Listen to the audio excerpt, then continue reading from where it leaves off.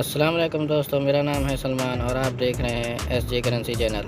दोस्त हमारे चैनल को लाइक और सब्सक्राइब और बेल आइकन को दबा दीजिए ताकि हर न्यू अपडेट हम आप तक पहुंचाते रहें। तो दोस्तों हम आपको पता चलें कि पाकिस्तान के लिए मुसलसल रियाल रेट में कमी देखने को मिल रही है और आगे भी हमें मुसलसल रियाल रेट बढ़ने को भी मिल सकता है।